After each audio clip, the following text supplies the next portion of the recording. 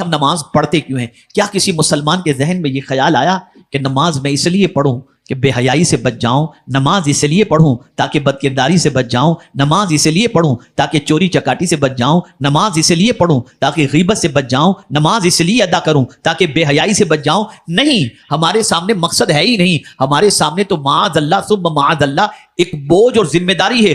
پڑھو، نہیں پڑھو گے تو قیامت میں پوچھا جائے گا بس اس لیے پڑھ رہے ہیں۔ مقصد پیش نظر نہیں ہے، مقصد دل و دماغ کے اندر نہیں ہے، اور جب مقصد دل و دماغ کے اندر نہیں ہے تو ہم اس مقصد کی طرف توجہ بھی نہیں دیتے۔ آپ ذرا مجھے بتائیے کس طریقے سے نماز ادا کرنے کے بارے میں فرمایا گیا جب تم نماز کے لیے کھڑے ہوا کرو تو اپنی نگاہ سجدے کی جگہ پر رکھو۔ اللہ اکبر، جس جگہ پر تم اپنا سر جھکا رہے ہو اس جگہ پر جب تم نظر رکھو گے، ادھر تمہاری نظر ہوگی کہ یہاں پر میں اپنے رب کی بارگاہ میں اپنا سر جھکا رہا ہوں، تو نگاہ تمہاری سجدگاہ کی طرف ہوگی۔ اسی طریقے سے جب تم رکوع میں جاؤ گے تمہاری نظر اپنے پیر کے انگوٹھوں کی طرف ہوگی، تمہیں اس طرف تمہاری جب نظر ہوگی۔ اے رسول اعظم صلی اللہ تعالی علیہ وسلم کے دیوانوں، یہ سجدے کی جگہ کی طرف نظر کرنے کا کیوں حکم ہے؟ وجہ یہ ہے کہ ادھر تو سجدہ کرے گا، تو اپنا سر ادھر رکھے گا تو تجھے وہ دولت نصیب ہو جائے گی، اس سے بڑی کوئی دوسری دولت نہیں۔ ادھر سر تیرا جھکے گا، ادھر اللہ تجھے اپنے قرب کی دولت سے مالا مال فرما دے گا۔ تو نظر اس جگہ پر رکھ جہاں تو سر جھکا کر خدا سے قریب ہو جا۔ اب بندے جب تیری نظر سجدہ گاہ کی طرف ہے، سجدے کی جگہ کی طرف ہے، تو اب تو کہیں ایسی جگہ پر جانے کی کوشش نہیں کرے گا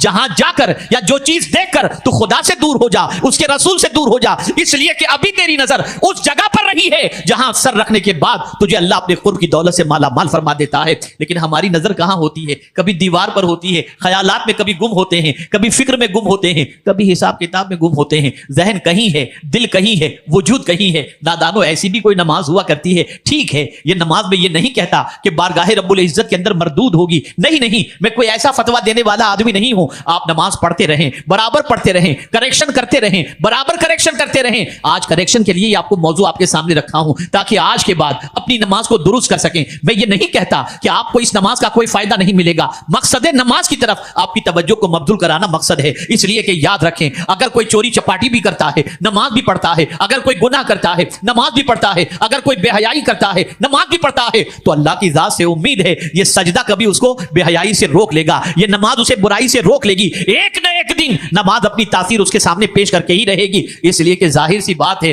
میرے پیارے آقا صلی اللہ علیہ وسلم کے پیارے دیوانوں، انسان کی زندگی کے اندر، انسان کے وجود کے اندر اللہ نے احساس رکھا ہے۔ یہ احساس بہت قیمتی چیز ہے، یہ احساس بہت بڑی دولت ہے۔ اس لیے کہ کبھی کوئی اسے تانا دے گا، عجیب آدمی ہے، نماز پڑھتا ہے اور گندی پکچریں دیکھتا ہے، دل کے اندر احساس پیدا ہوگا، یہ میں کیا کر رہا ہوں، لوگ مجھے کیا کہیں گے، اپنے رب کو کیا منہ دکھاؤں گا۔ نتیجتاً وہی نماز اس کو بے حیائی سے روک لے گی۔ لیکن آج میں عرض کرنا چاہوں گا، آپ نماز کے مقصد کو پیش نظر رکھو اور پھر یاد رکھیں اس مقصد کے تحت کہ بندگی اللہ کی کر رہا ہوں۔ اے اللہ، میں بے حیائی سے بچنے کے لیے تیری بارگاہ میں سر جھکا رہا ہوں، اس لیے کہ تیرا فرمان ہے نماز بے حیائی سے روکتی ہے، نماز بے حیائی سے بچنے کا حکم دیتی ہے۔ تو مولا، میں اس لیے نماز پڑھ رہا ہوں تاکہ بے حیائی سے بچ جاؤں۔ تو میں اللہ کی بارگاہ سے امید رکھتا ہوں کہ مولا ایک دن ایسا باحیا بنا دے گا کہ اس کے باحیا ہونے کی قسم دنیا کھاتے ہوئے نظر آئے گی۔